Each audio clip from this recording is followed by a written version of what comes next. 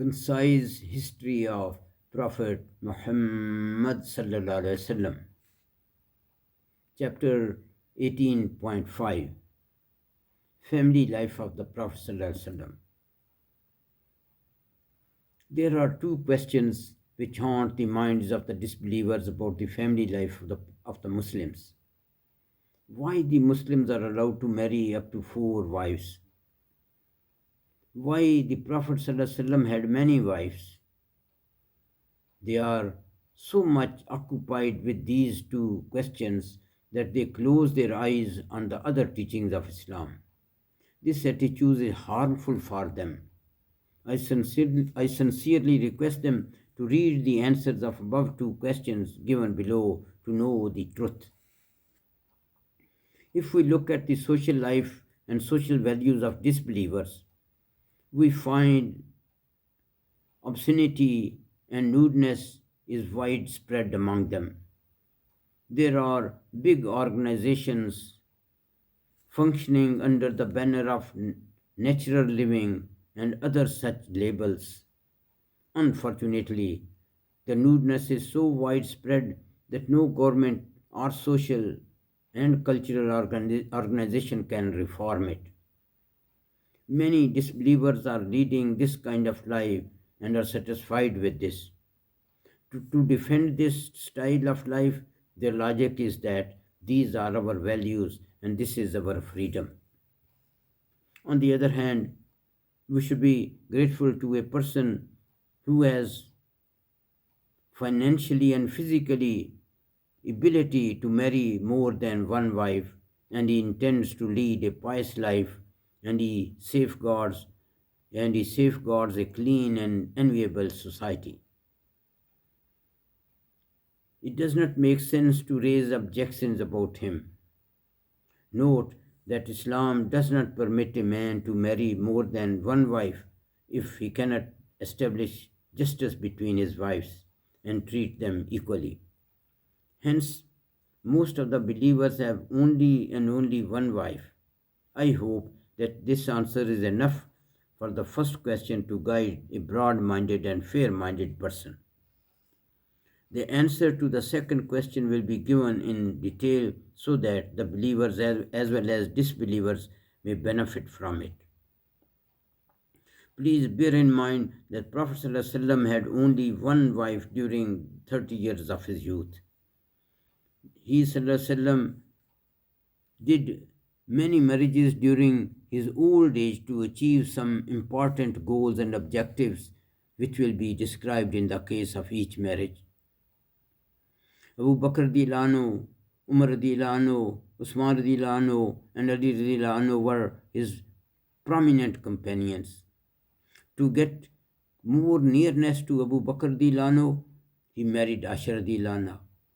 To get more nearness to Umar radiallahu anhu, he married Hafsa radiallahu anha. He gave his two daughters in marriage, one after the other, to Usman radiallahu anhu to get more closeness to him. The Prophet ﷺ said, if I had another daughter, I would have married her to Usman radiallahu anhu. He gave the hand of his most beloved daughter Fatima radiallahu anha to Ali radiallahu anhu to have more nearness to him. In Arab society, there is more respect for the son-in-law than we see in other societies. Hence, the Prophet ﷺ married in certain tribes to dilute their enmity and opposition to his noble mission. For example, Salma radiallahu anha's tribe was Banu Makhzum, which was also the tribe of Abu Jahal and Khalid bin Walid. When the Prophet ﷺ married Salma radiallahu anha, the enmity of Khalid bin Walid was decreased and later on he embraced Islam. However, Abu Jahl was killed in the Battle of Badr. When the Prophet ﷺ married Juwayriya radiallahu anha, her tribe Banu al-Mustaliq quit their enmity with the Prophet ﷺ, and later on all of them embraced Islam. Juwayriya radiallahu anha provided Juwairiya radhiyallahu anha proved to be the most beneficial and blessed woman for her tribe, since companions set 100 families free from the slavery after Prophet's marriage to her, simply because they were the in-laws of the Prophet ﷺ. Note the tremendous influence of Prophet's wise marriages on the people. When the Prophet ﷺ married Safiya radiallahu anha, her tribe Banu Nadir, the Jewish tribe, quit their opposition of the Prophet ﷺ to a great extent. When the Prophet ﷺ married Habiba radiallahu anha, her father Abu Sufyan did not confront the believers as a commander-chief of the disbelievers. In Arab society, there was a custom from time immemorial that the adopted son had same right as the real son of a person.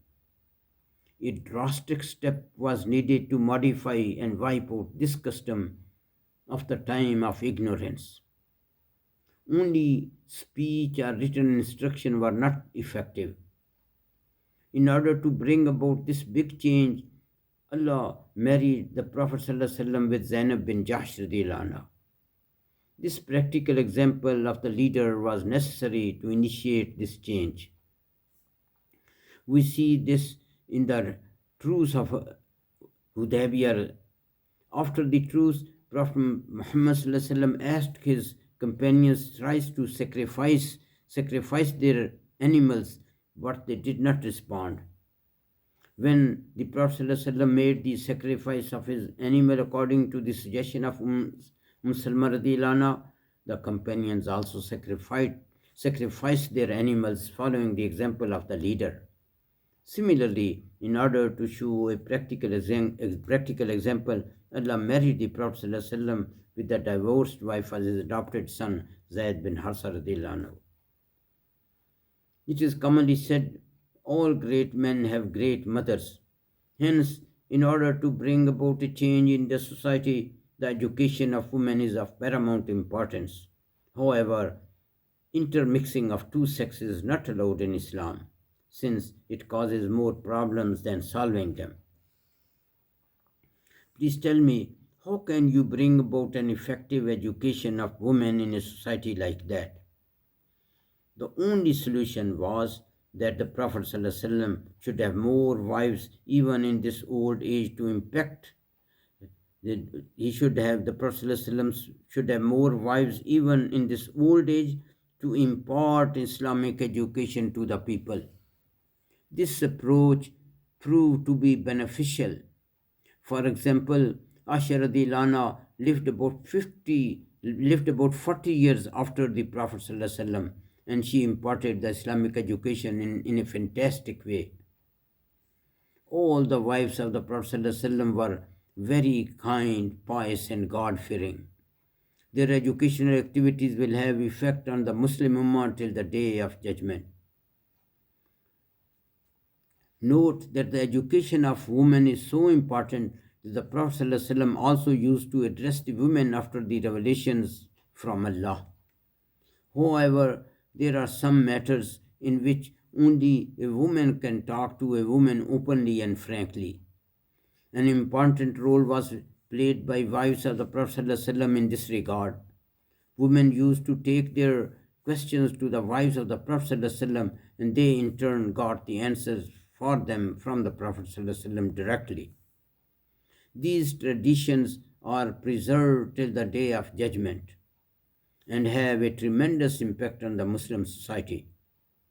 Unfortunately, a prejudiced disbeliever closes his eyes on all these benefits of the marriages of the Prophet ﷺ and keeps him buried in the darkness of ignorance.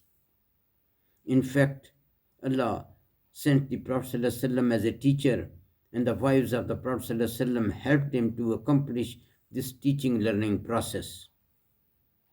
We can look at the marriages of the Prophet ﷺ from another angle too. to fulfill the huge responsibilities of family life adequately is more difficult than other battles of life.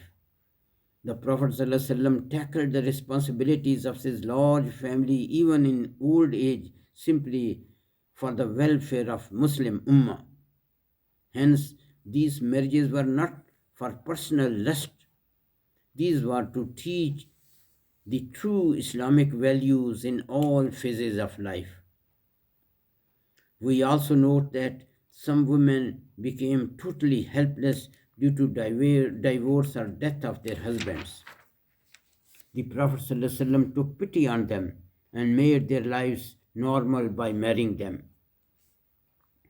The wives of the Prophet ﷺ were very patient and contented persons. They agreed to live a simple life like the Prophet ﷺ.